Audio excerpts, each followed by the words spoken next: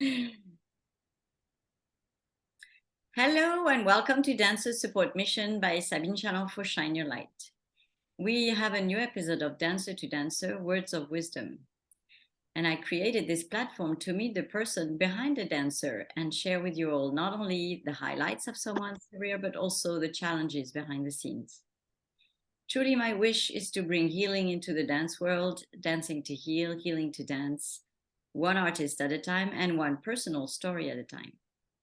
I do believe that storytelling gives us an opportunity to learn from another person's experience, and it can shape, strengthen, or challenge our opinions and values. Hopefully, this will allow you to embark or reflect on your own personal healing journey inspired by others' experiences. And if you find those interviews valuable and interesting, please share them with your friends and don't forget to send me some feedback. So today I'm delighted to welcome Alexander Zhembrovsky. Alexander, thank you so much for taking the time to be with me today. Of course, I'm happy to meet you and talk to you. Okay, so we've met very briefly. We were talking about that earlier. Where was that? Like 15 years ago? No, a bit more, 20? I'm afraid a bit more than that. Like maybe 17. Okay, 17 years. 17 years ago. So you were arriving in Amsterdam and we were leaving Amsterdam. So it was a very brief encounter, but it was a very nice one. It's too bad we didn't get to meet each other a little bit better, but I was a bit busy at that time because I arrived to go through audition to get to the Dutch national ballet. So I was a bit stressed. Yeah, and you were very focused, right? I was very focused. And I remember I arrived with a huge back spasm. And I didn't even expect to do the audition. I came with some DVDs of my dancing, and I thought I will show to Ted the DVDs and try my luck. But then he said, "Well, we like you, but you need to still do audition, I'm afraid." So I went to the pharmacy and I got myself the strongest painkillers that I could get without prescription. And the morning before the audition, I took, I think, the whole pack. I was flying. I was great. I felt so light. And then they fell in love with you, so they took you, right? Well, I don't know about love, but they took me. Yeah, they took me, and this company became my home, my base, my home, my main company of my career. For 10 years, I was a soloist of the Dutch National Ballet, which I'm very happy about. Because I like to start with the beginning. So tell us a little bit about, your upbringing and, why you started dancing and when you decided that this would be a profession. Well, I guess I have never made this decision myself. It just came kind of natural. I started when I was 7 years old, just because the ballet school was next to our house. And my mom thought it's a great idea that I don't just hang out on the street, but just do something after school. That's how I went in. And at the beginning, I was a bit protesting because for the boy, it's not the obvious thing to do after school. I would rather do something else with my pals. But with time, I got to like it somehow. I felt really cool to be different and be surrounded by girls. And, because I was the only boy and it felt really special. But also I fell in love with just dancing, I guess. Where was that actually? Where were you then? I was in Kiev. I come from Kiev, from Ukraine. So we have a great ballet tradition there. So after 3 years in that amateur school, at 10 years old, I don't remember who recommended it, but they asked me like, why wouldn't you try to get to the professional school that starts from 10 years old? And yeah, we kind of did it. And a few years ago, my parents told me that they didn't actually accept me because I was not good enough. So they used some connections. they used some connections, so I could actually pass. There were a lot of there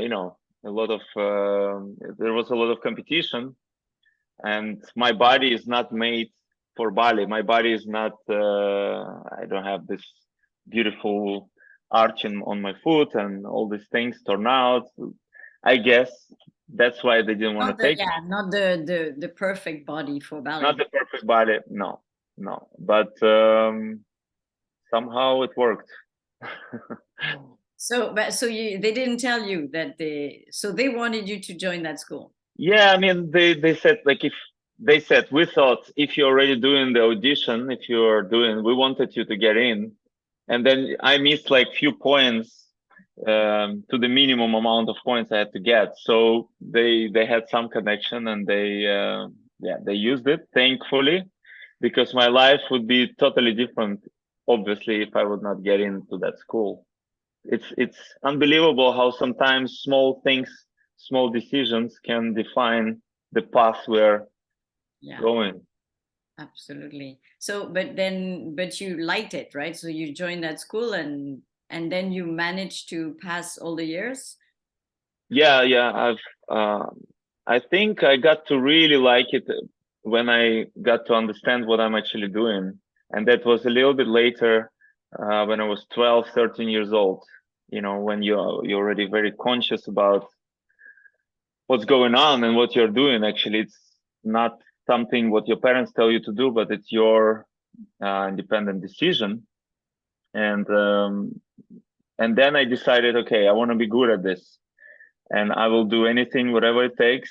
That's kind of my character. I'm not afraid of working hard, and I will do whatever it takes, as long as I have a motivation, as long as I decide I need it.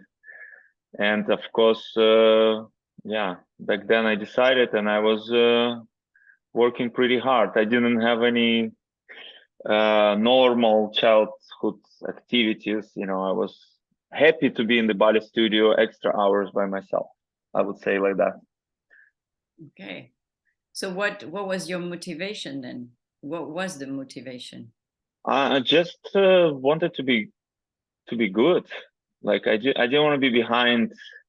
I wanted to be, you can call it maybe ambitious, but it's part of my character. If I do something, I want to be good at it. Otherwise, there is no point for me. Like, I will do whatever it takes to be good at what I do, whatever it is. If it's cleaning apartment or cooking or whatever. Yeah, but I mean, I don't know. For me, dancing was like an evidence, right? So it's because I just wanted to be on stage. That was my motivation. I don't think that was my motivation in the beginning, at least in the beginning, because first of all, our school, for some reason, they didn't let children to perform that often. For us, it was a very, very rare thing. Once a year, with a little small piece as a child, you dance like just a little bit. Our directors at that time, she believed that we have to get a proper training in the studio before we go to the stage. Like, it was very rare. So I didn't even know what stage is until a certain age. So for me, it was just work in the studio and achieving certain pirouettes, movements, like, oh, now I can do double tour and layer. Great. I'm happy about it. You like the challenge of surpassing yourself physically, basically. Just getting better, polishing the craft. So I found joy in that in the beginning, but then, of course, when I learned what stage is, I like the stage very much. Obviously, it's magic. But if we're talking about the early days, then something else. So then what happened? So you graduated from that school, and then? Yeah, I was. I graduated as one of the best students. I'm a classmate of Leonid Sarafanov. He's a big star. We have actually very good class. They say our class was the best in the history of the school. And it was the graduation of 2000, year 2000, millennium. So we had a certain pressure. We lived with that. But yeah, so I graduated and then I was accepted to Ukrainian National Ballet.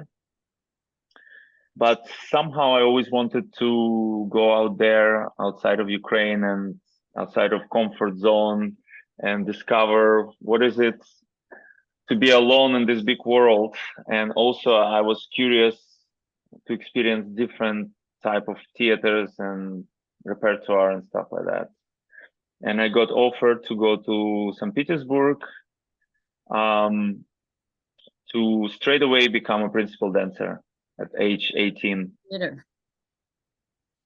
But it's small. It was a company that danced classical repertoire, and we could work with the teachers from Mariinsky Theater, the top teachers, former stars, and travel a lot and tour a lot around the world, perform classical repertoire. And that's what I thought great, because like I said before, in my school, we didn't get a chance to dance a lot. And I had this kind of fear of stage. I loved it, but at the same time, it was very, very scary place. And I needed to dance, to move, to dance, and a lot. Otherwise, I knew I would not be able to open my full potential. You know, one thing is to do, to dance in the studio. It's completely other thing to be on stage. You know that. Yeah. And a lot of dancers, potentially great dancers that I knew in my career that were amazing in the studio with this perfect body and everything, and they somehow couldn't make it on the stage. Some kind of barrier in the head, and I knew I had to beat this, and that was a great opportunity to go and work for that company. We were performing. Sometimes I could do my record was something like 9 Swan Lakes in 1 week. Prince. That kills the fear. That kills the fear. Yeah. Yeah, we had that with Nutcracker in the States, 56 shows, and you do every role in the same weekend. At the end, you don't even think, you just go on stage. Yeah. It kills the fear, but with the fear, the magic also disappears, right? I know, that's true. So it becomes like job, like work. Because the last thing you want to feel as a ballet dancer is like you're working, you're doing a job. Yeah. You know what I mean? Because the money are too little for that. So after that, what happened? Because you said you did only a few years there. Yes, I did a few years, and I felt like, okay, I took. Then also I was a guest principal at the Eiffman Ballet. If you heard of this company, it's quite a big, very interesting company with interesting repertoire of Boris Eiffman. Very dramatic. It's very dramatic. It's like neoclassical, but with the Russian tradition. But dramaturgy, and also the productions are very interesting. It's almost like a drama theater with a lot of dancing, with a lot of dancing. And I really enjoyed it. Yeah, it's interesting. So I was also doing that for a little while as a guest, because I didn't want to dedicate myself completely to that company. It's a very specific type of repertoire. And after that, I thought, okay, it's time for me to go to Western Europe and experience something completely different, because, I've been 2.5 years in St. Petersburg with all these great companies, and, I danced in galas with all the great dancers of that time, worked with the teachers. So I thought, okay, I got that. And now I want to experience Western style and Western repertoire, because especially back then, it was 2002 in Russia, they didn't have any clue about even Forsyth or Kilian or anybody like that. So it was just classical. So how old were you by then? I want to know. I was like 20, so 21 when I left Russia, 22, something like that. But also the reason why I wanted to move is because I always knew I will not have a long career. It's because I knew I have a difficult body, and it was hurting me, since early days. And I had injuries, pain, and doctors advised, oh, you should not do this because your body will not go not gonna do well. But of course, once you're obsessed, once you're there, there is no stop. You cannot stop. It was not an option. But at the same time, at the back of my mind, I knew that any moment I can get an injury that is gonna, gonna finish it all, or I will not be able to have this long career, because for that you need a special physique. Yeah, I think you need a special mentality too. Yeah, but like my spirit is very strong, but my body is limited, like all of us. So, and I was forcing it for years. I was abusing it basically. Now I understand how much. Like every dancer. For whatever reason, how much. That's why now, as a teacher and also having a school, and sometimes we have these kids coming, their parents bring them and they ask for advice, and when I see that well, it's going to be difficult, especially nowadays when the demands for physiques are even higher than 20 years ago. Everybody have this physiques. It's kind of now norm. And also having my own experience going through the career a difficult way, breaking it, and now suffering this and that as a consequence of that in my body. I have a question mark. What is the right thing to do? Like to say, okay, it's all possible. Look at me. I had a great career and I did it. Or say, look, maybe you have to find the other passion, because it's going to be very difficult for you and very uncertain, because you don't know if it's going to be working for you or not, Yeah, but look, if someone had told you that, you wouldn't have done the career you've done. Yes, I know, but I've considered myself also a lucky one as well.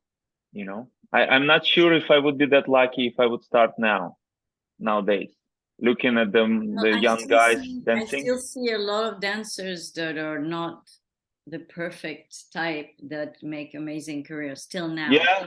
Okay. Yeah. Because this drive and the determination and this power that some people can have, others who have everything don't necessarily have it.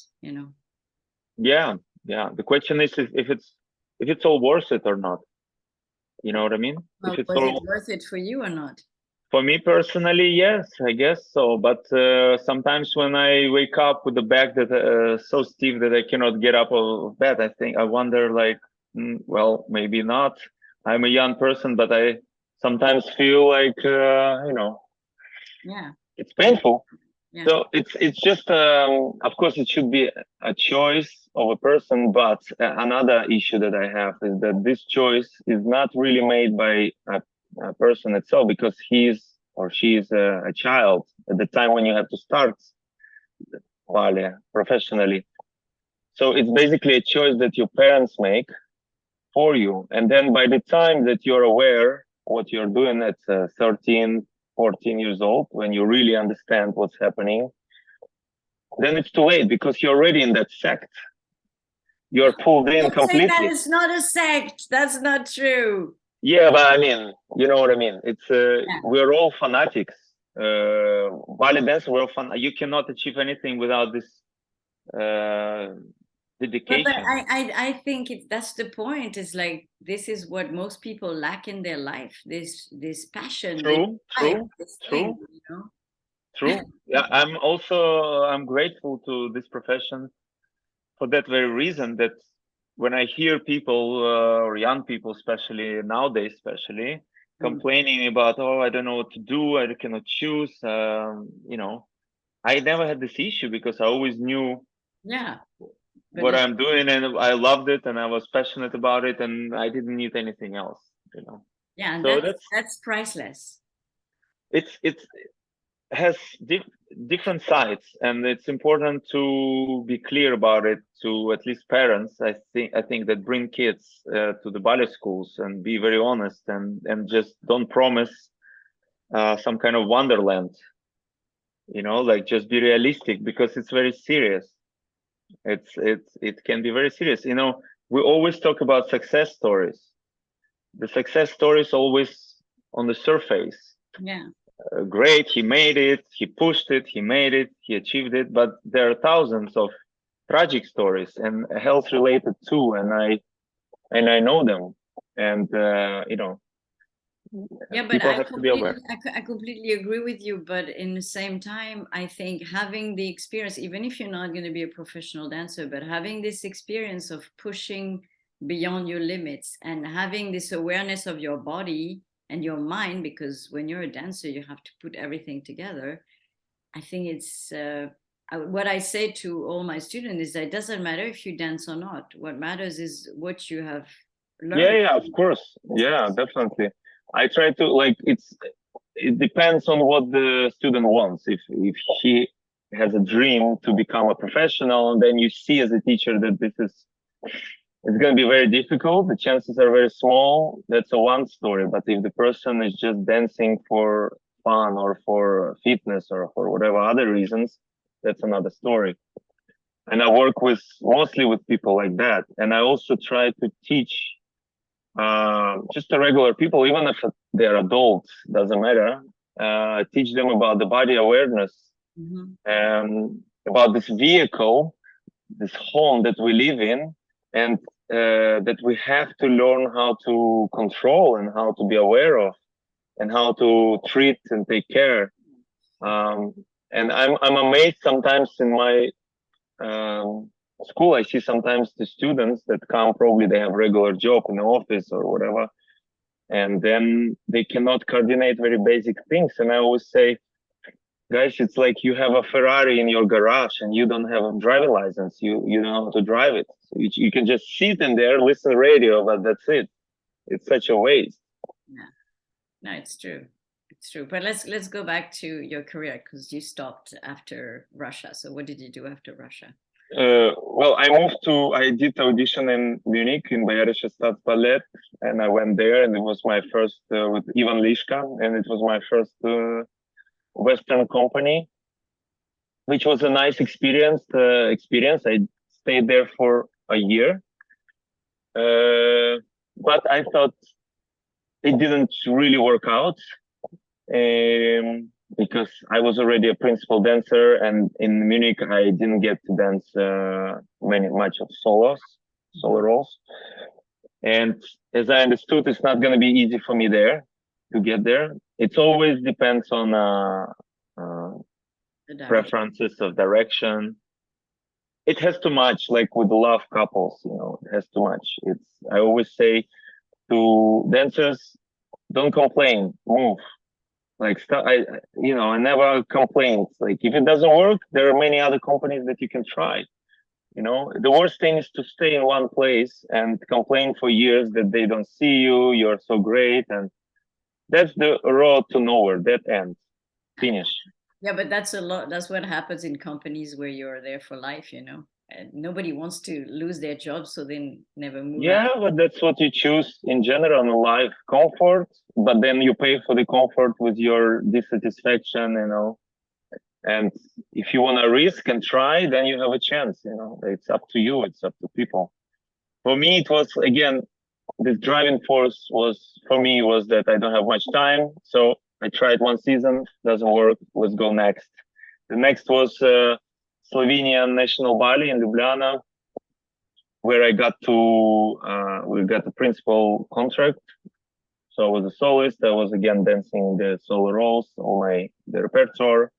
I did great things with them, and it was very nice, lovely company, great people. But I thought at that time, for my ambition, it was a little bit too provincial. It was a nice transition, but I didn't feel like staying there for my whole career. And I got the invitation to do audition in the Dutch National Ballet, which I heard is a great company. And of course, I was like very excited. And that's where we met. That's where I came to the audition with my Through a spasm. friend, it was Bernard who actually, we have a friend in common that actually put us. Yeah. And we were dancing with Bernard in Ljubljana, actually. That's where we met. We had a nice time, artistically and personally, and he's a great person, and we still keep in touch. So you arrived in Amsterdam, and then you danced about everything there, right? Yes. It was the match that was really the match, and I felt welcomed. Ted Brunson, Rachel Bujon, all these people, they really seen potential in me, and they straight away believed in me, and they gave me opportunities. Although I straight away had a soloist contract, but even if you have a contract, it means nothing. You still have to prove to yourself, to your fellow colleagues, what you're capable of. And again, especially the type of dancer like I am, that is not obvious, dancers with the beautiful lines, feet, when they come out to the stage, everybody are already, oh, wow, beautiful. Dancers like me, we have to do something to compensate what we don't have. So it takes time. People seen me in the studio, and I'm sure they were like, yeah, disbeliefs, let's put it like this. So it took a while until I felt comfortable on my plate, But also what helped to me personally is that Hansel Mannen, the great choreographer, he noticed me, and he created the first season already. He created ballet on me as well, and that was a success. And then I started to dance a lot with Igor de Jong, which was his muse at that time, and prima ballerina, and so all kind of worked out very well. And then 10 years I was there. So before we go to your next career and your next step, what would you say was the most challenging thing for you as a dancer or as a student to become a dancer, apart from the body aches that you're talking about? The most challenging, well, there are a lot of challenges, of course, but I think it's this inner fight with myself, with my fears, my insecurities. That was always the most challenging thing. Every time, this few hours before the performance, every time to overcome yourself, that was always difficult. That's what I don't miss, actually. So what did you do? How did you overcome? I tried to pretend it doesn't exist. I tried to pretend I don't have it. Like I never would show it, because I felt like if I'm gonna show it, it will become real. And once Fear is not real, huh? It's yeah. It is not, but it is there sometimes. I always had the stage fear. I don't know why, but I always had a stage fear, and that was very difficult for me. But I never admitted it to anyone until I stopped dancing. You're on camera. I know, but now it's okay. But before I felt like, well, everybody all my colleagues or partners that I danced with, when they heard me saying that I had stage fear, they said like, we cannot believe you're the last person we would think has this, because you were so cool always and confident. I'm like, you have no idea what was going on in my head, but great, that it means I succeeded overcoming it. Yeah. So just by ignoring it, by ignoring it and compressing it or getting distracted, anything, whatever helps. But then once you're on stage, it doesn't exist anymore, right? No, of course not, because you're in the moment. So you're not, yeah, but I mean, some people still get paralyzed once they're on stage. So this was but that's what means to become a professional. It's learning also how become a master of your emotions and fears on the stage, because that's what divides professionals from amateurs, I think. It's athletes, it's like sport people. They have Olympics once in 4 years, and then you have this few seconds or 1 minute, I don't know, that you have a chance to show what you work for, and that's the moment of the truth. But what I'm saying is that some professional never get over it. Yeah, well, feel sorry for them. So yeah. So then you started, after your long career with the Dutch national, you went for something new. I mean, not completely different, but definitely to create your own new path. So would you tell us about it? Yeah. So I was thinking to retire already a few years before I actually did, because yeah, because of my physical limitations, my back, this and that. So I knew I don't have a long time. And although in the Dutch National Ballet we have this life contract. Life contract means you can dance until the age 38. I didn't want to do this because I wanted to be fair also to the company, and also I wouldn't feel comfortable with that. So I wanted to find a solution as soon as possible and see what I can do after I retire from dancing. And then, of course, I had some idea that I am actually not a bad teacher, so I could teach, and I liked it. I was passionate about it. I tried several times, and I thought, well, this is the path maybe I want to go. But at the same time, my personality is pretty independent, and I like to. I don't like to be dependent on a big boss, let's say it like this. So I thought that what can I do to combine those two in one, and I came to the idea that well, maybe my own school would be not bad, my own studio, and that's how I got to this idea. But realizing it was not so easy because you know, being a ballet dancer, you spend so much time and energy to perfectionize the craft that you stay limited, you stay isolated from the rest, from other kind of life aspects. Oh, yeah. In many ways, you know what I mean?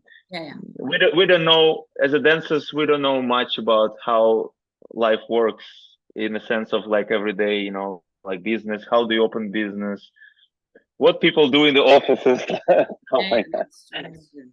So I thought, okay, how do you open business? I have no idea. I have to figure it out somehow. And I was Googling actually. So uh, my first steps I did according to what Google was telling me. Thank you, Google. That's my cat over here. And so, yeah, I printed some flyers. I opened the website. I developed the website. I found the studio to rent per hour. I tried to do it this way, you know, and I was going with a backpack around Amsterdam, putting all these flyers to the mailboxes myself. Wait, so you had already your school? Yeah. So that's what I'm saying. I didn't know how to open the business, so I did open the website. I printed flyers. I found the location. I thought I will teach 3 times a week, a few hours each block. I developed the schedule, small schedule, and I was the only teacher, obviously. So I didn't know if people will come or not. It was also scary. I was so afraid, but well, what can you do? I mean, you never know until you try. Yeah. And then I didn't have a budget for marketing or anything. I had no clue what to do. So the cheapest way was to print the flyers and put them to the mailboxes around the city. That's what I read on Google, and that's what I did. And that's how I got my first 15, 20 clients that came to the first classes. And then basically it was more word to word, mouth to mouth type of marketing. That's how I build up more students. And I started to see, oh, wow, that actually works. and on the top of that, I actually added also stretching class. And I thought to create some kind of a supporting class, fitness type of class to support amateur ballet dancers. And that's how I came up with ZenFit. And it was already 11 years ago. Originally, I called it Ballet Fitness. Mm-hmm. I had no clue that ballet workouts exist. So I developed bicycle, basically, not knowing that the bicycle already exists. But actually in Europe at that time, they didn't have any kind of bar workouts. It was only in America at that time. I found out a little bit later that there is this method Well, body it came out beautiful. a bit everywhere, but in small places, Yeah, maybe. Yeah, maybe. like big, great ideas, they are in different places at the same time. They just Yeah. crowd But out. surely in Holland there was nothing like that. Nothing Yeah. like that. And I thought it's a catchy name, Bali Fitness, and I thought, look, ballet dancers, we get all this training since the early age, and we have so much knowledge in our body, in our head, in our brain. But of course, this whole knowledge, this whole training is directed towards the stage. It's all made us dance a ballet. And I thought, how can I transform all this knowledge into something useful for regular people, for those who just want to work out or just want to be in a good shape, and give them the best things that ballet could give to human body, which is good posture, alignment, coordination, sense of balance, strength, flexibility, mobility, all this awareness, general awareness, detailed awareness, not just awareness, but detailed.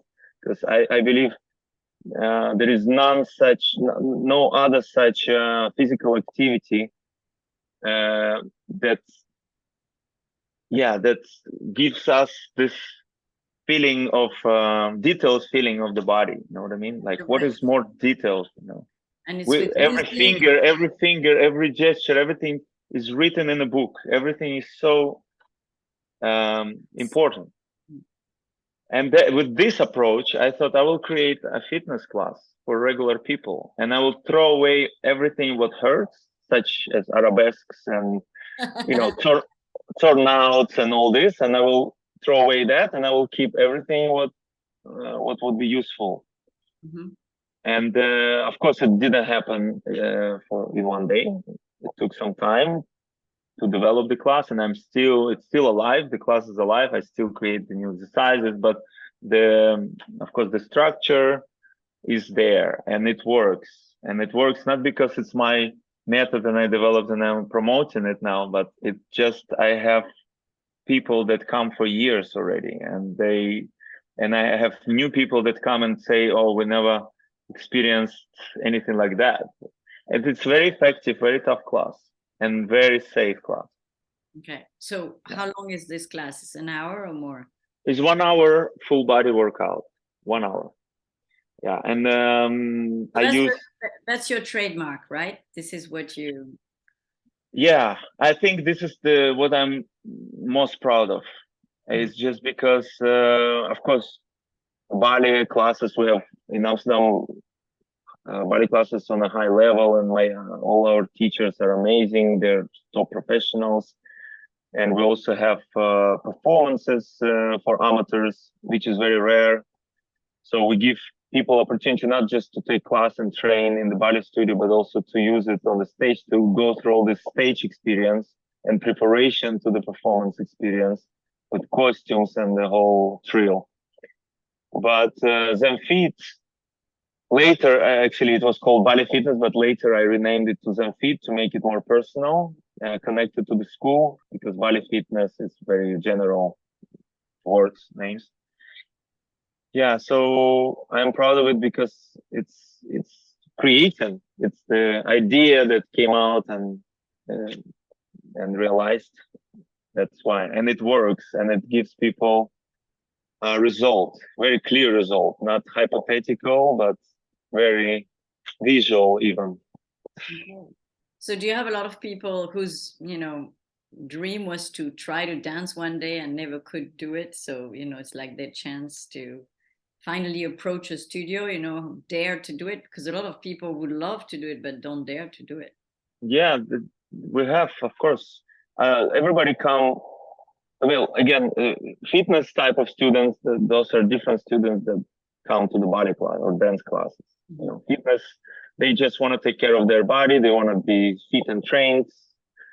That's one thing. And the dance type of students, of course, they come, especially ballet, because ballet is the most challenging type of dance. Well, it never can be perfect, so it's pretty challenging for some people, and they go through certain periods. I feel it, because we are trained since childhood, professionals, I mean, to look at yourself critically in the mirror and have no problem with that. It's kind of a normal thing, it's your job. But for people who are not trained this way, it's sometimes challenging to get corrections and see, oh, look, do this and that and this. So I had to learn how to find this balance in the classes during my years of having the school. But I think people come for different reasons to do ballet classes as adults. Some people have dreamed to become ballerina in the childhood, but for example, parents wanted her to be a lawyer. And now she became a lawyer and she wants to experience this. Some people come just because it's trendy, it's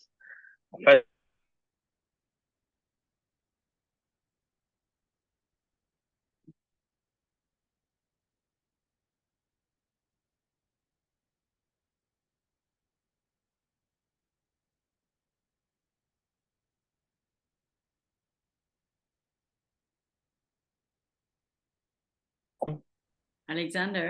yes. Sorry, Yes. it cut for a second. Yeah, I've seen that. Okay. But now we're back. Okay. Yeah, so I was saying that everybody have different reasons, and whatever reasons they are, they're enjoying, and they get what they want to get out of it. And I see people really, really enjoy, uh, training ballet, which is sometimes I'm thinking like, wow, that's unbelievable, that's amazing, actually. And I respect these people because again, it is very challenging. It's not salsa, just to have fun. It's confronting. Yeah, of course. And so you don't have one studio in Amsterdam, but you have two studios in Amsterdam. Yes, I have So two studios in Amsterdam. why the need to expand? Because it works, the concept works, and we have at the moment 1,300 students that go every month through our studios, with average attendance of 3-4 times per month. But still, and the concept works, and we have a unique concept, unique approach, and there is a demand even in such a city like Amsterdam, where there are a lot of fitness and dance studios on 1 square kilometer. So it's a very highly competitive environment over here. But if it works here, especially during also pandemic and all that, it means we have something. And why not to see how far I can take it if it works, If there is a wind blowing, I will open the sail. Nice. So, but I mean, how was the pandemic for you? Because I know, you opened your second studio just before the actual first lockdown. So yeah, you survived, and today you're thriving. So that's great news for you. Thank you. Well, yeah, it was like for all of us, for different reasons, for all of us, it was very difficult to go through all these 2 years of pandemic. But for me in particular, because I decided to open my second studio. I was waiting for years, and I decided to open it right before world pandemic. Great luck of mine. But I had the opening ceremony, and then 1 week later, the first lockdown, which lasted for 4 months, and it was another one after that. So it was very, very challenging to just survive, and it was the most challenging period for me personally, and for business as well. And that was the first time when I thought I could lose it all, actually. So how did you cope with that? Because, I mean, it's one thing to manage to cope financially, but then how did you cope? Because a lot of people basically thought, okay, I can't do anything, so I'm just going to go inward, and actually a lot of positive things came out of this. But for a business owner, it was a complete different ballgame, right? Because very different. That's why I feel sorry for business owners, especially small business owners like myself, because I know how much stress, like sleepless nights and thinking, okay, how will I pay all these bills that are coming, despite of the fact that your business is closed, not even because of your fault. Yeah. And of course, yeah, you expect government step in and help, but the help was really, really small. And at the end, there is no choice but just go and fight. It's a survival mode. You just do whatever it takes to preserve what you created. And it took me years and a lot of work to get where I am. And it would be very stupid and very frustrating and sad to lose it all because of some virus. Exactly, some little invisible thing. Yes. But so did you go online then? Did you manage to do that, or? Yeah, we've just few months because nobody knew how long it will take. So we thought, okay, if it's few months, maybe we can, everybody started to do Zoom. Yeah. That's when I found out that there is Zoom, that this exists. So we were doing these classes, and students were supportive, of course, and they were, I didn't ask for payment, but I said, like, if you want to help support the school, please do, and they did, and I'm very grateful for that. But it could take just that long and not for 2 years. It was possible for a few months, but not more. And then I had to be more creative. And yeah, we did different things, including video classes. And one of the good things that came out from this crisis is that now I have a platform called Zhembrovskyy, and that's a platform where we offer our video courses, video classes. So basically, I created a digital version of the school. So because the Zoom classes I didn't like them too much because the quality of the picture, the sound, the connection, and I'm a little bit of perfectionist. So I thought, okay, if I do something digitally, I want to have a good product, good quality product. And that's why I hired a video maker, and we did it all professionally, and it looks pretty. And we have different courses, ballet and fitness and stretching So and basically, poem. anybody could order that if they wanted. They go on your Yeah, site and they can look at yeah, it. Zhembrovskyy.com. And yeah, we have also, Vera Tsiganova, for example, the soloist of National Ballet. She did the points for beginners, explaining even how to select the points, how to wear them, how to start in a home environment if you don't have access to the teacher, for some reason, or as an extra support to your physical classes, and also beginners and advanced versions of courses of the body classes. And I did a lot of fitness because I was in a great shape in that, because to put fitness classes, it takes a lot of physique. Yeah. So I was in good shape, and also I felt like I wanted to leave something behind. Well, it's life, and whatever happens, I want them fit to at least be preserved in some form. And now I'm very happy that whatever happens, there is the video version of my method of my classes. So I did all the courses for that reason as well. Wow, congratulations. That sounds beautiful. Thank you. So for anybody who is interested, I'll put anyway the link in under the video. Okay, Alexander, thank you so much for this opportunity to talk to you. I would like to finish with one question. If you had one advice to give to a young dancer that starts their career now, what would that be? Oh, one is difficult to choose one, because there are so many things that I could share. Because like I said in the interview, that my path was not the easy one.